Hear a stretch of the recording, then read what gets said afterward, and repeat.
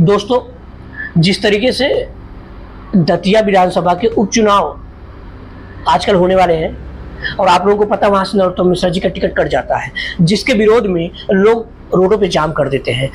दतिया विधानसभा के जो जिला अध्यक्ष हैं वो अपने पद से इस्तीफा दे देते हैं, वहाँ के पार्षद भी इस्तीफा दे देते हैं और जो बीजेपी के छोटे छोटे कार्यकर्ता छोटे छोटे पदों पे हैं वह भी इसके विरोध में खड़े हो जाते हैं कि नहीं, नरोत्तम मिश्रा जी को टिकट मिलना चाहिए।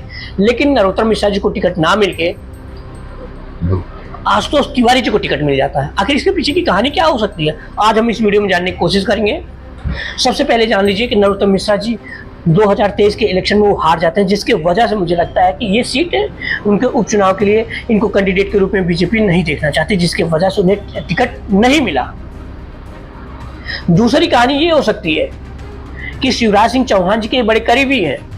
आप ये कह सकते हैं कि जब मुख्यमंत्री का रेस था, उस मुख्यमंत्री के रेस में सेकंड नंबर के ये लीडर्स थे मुख्यमंत्री के रेस में, लेकिन इनको मुख्यमंत्री ना बना के मुख्यमंत्री किसी और को बना दिया जाता है, मोहन यादव जी को बना दिया जाता है और शिवराज सिंह चौहान जी को केंद्र में लेके चले जाते हैं, कृषि मंत्री बना देते हैं, जो कि शिवराज सिंह चौहान जी की बहुत अच्छी पकड़ होती मामा के रूप में पूरे एमपी में।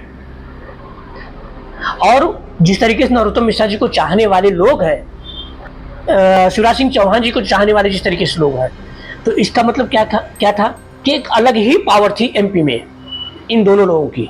कहीं ऐसा तो नहीं, बीजेपी के जो शीर्ष लीडर है उनके माइंड में ऐसी बातें कहीं दिमाग में चल तो नहीं रही थी कि कहीं ऐसा तो नहीं कि अगर ये दोनों कैंडिडेट को चाहने वाले पूरे एमपी में बहुत ज्यादा हो जाएंगे, तो कहीं ऐसा तो नहीं बीजेपी के कभी इसका नुकसान हो जाए। क्योंकि ये पॉलिटिक्स है, पॉलिटिक्स में कोई व्यक्ति कभी भी किसी साइड जो करवट मार सकता है, करवट ले सकता है। इसकी वजह से एक नया पावर सेंटर बनाने के चक्कर में इन्होंने मोहन यादव जी को मुख्यमंत्री बनाया और इनके पावर सेंटर को कम करने के लिए, रोकने के लिए, एक न्यू पावर सेंटर रोकने के लिए इन्होंने नरोत्तम मिश्रा जी का टिकट काटा और शिवराज सिंह चौहान जी को केंद्र में लेके चले गए, एग्रीकल्चर मंत्री बना देते हो। तो ये बहुत सारी चीजें ऐसी हैं कि जिसे देखने के बाद, एनालिसिस करने के बाद, क्योंकि एक जिला अध्यक्ष ही और प्रदेश अध्यक्ष ही कैंडिडेट का एक लिस्ट बना के केंद्र को भेजता है, जो शीर्ष लीडर होते हैं उनको भेजता है कि किसको सीट पे, किसको चुनाव लड़ाना है, किसको कैंडिडेट के रूप में स्टैंड करना है। ये सारी चीजें जो है जिला अध्यक्ष के ऊपर डिपेंड होती है। लेकिन जब नाम लिख के यहाँ से जाता है लेकिन उनका नाम कट जाता है, ये पहली बार नहीं देखा जा रहा है। ये यूपी के इलेक्शन में भी, जब लोकसभा का जब चुनाव था तो यूपी के जो इलेक्शन जब यूपी में था कि कुछ लोगों के नाम गए, लेकिन वहां से पता चलता शीर्ष जो लीडर्स हैं वो उनके नाम काट देते हैं, अपने हिसाब से किसी दूसरे कैंडिडेट को खड़ा कर देते हैं।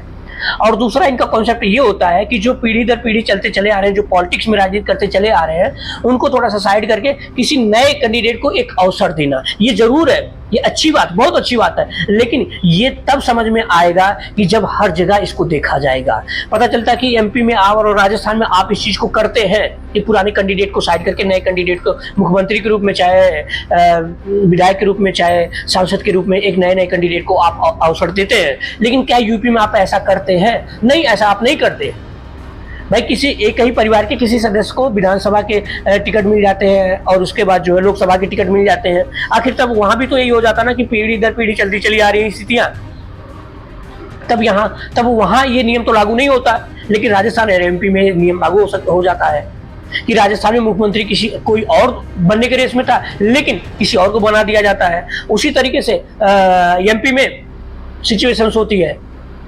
तो ये सारी जो चीजें हैं, इन्हें सब चीजों को देखने के बाद ऐसा लगता है कि कहीं ना कहीं तो जिस तरीके से उभरते हुए दोनों ये सितारे थे मुख्यमंत्री के लिए, शिवराज सिंह चौहान मामा के रूप में जो जाने जाते हैं एमपी में, और नरोत्तम मिश्रा जी जो मुख्यमंत्री के सेकंड रेस में थे, इनको मुझे लगता है कि ये सब जान के साइड किए हैं कि ताकि कहीं ऐसा ना हो कि भविष्य में कोई बीजेपी के लिए नुकसान का सामना करना ना पड़ जाए। तो ये कुछ हो सकते हैं ऐसे, और ऐसा मुझे लगता है कि कहीं न कहीं ऐसा होगा। मोहन यादव जी भी नरोत्तम मिश्रा जी को नहीं चाहते होंगे। शिवराज सिंह से हो सकता है इनकी बहुत अच्छी कनेक्टिविटी नहीं होती। जैसे होता है ना, कभी कभी पॉलिटिक्स जरूर लोग करते हैं, राजनीति जरूर लोग कर रहे हैं, एक पार्टी के नीचे जरूर लोग हैं, उस पार्टी की वजह से एक दूसरे को लोग पसंद करते हैं थोड़ा मोड़ा, लेकिन उससे कहीं जाना इन लोगों का इंटरनली प्रॉब्लम होगी, जिसकी वजह से नरोत्तम मिश्रा जी को टिकट नहीं मिला होगा। क्योंकि शिवराज सिंह चौहान जी के बड़े करीबी थे कि गृह मंत्रालय से संबंधित कोई भी डिसीजन लेना होता है तो एक बार नरोत्तम मिश्रा जी से जरूर डिस्कस करते थे, बिना उनसे उनके डिस्कस से कोई भी इम्प्लीमेंट नहीं करते थे नियम को। तो आप इस चीज को समझिए कि कितनी बड़ी पकड़ है नरोत्तम मिश्रा जी की। उनके लिए लोग रोडों पे खड़े हो जाते हैं, उनके लिए एक जिला अध्यक्ष जो है इस्तीफा दे रहा है। लोग सोचते किसी तरीके से मैं जिला अध्यक्ष बन जाऊं, लेकिन एक जिला अध्यक्ष बनने के बाद इस्तीफा दे रहा है। तो इसका मतलब आप समझ सकते हैं कि मध्य प्रदेश में कितनी बड़ी पकड़ उनकी है और दतिया विधानसभा से कितनी बड़ी पकड़ उनकी है। तो ये बहुत सारी चीजें हैं जो आने वाले वक्त में आप सभी लोगों को पता चलेगा कि किसकी वजह से जो है इनको टिकट नहीं मिला, इनका टिकट कट गया और आशुतोष तिवारी जी को टिकट मिल गया।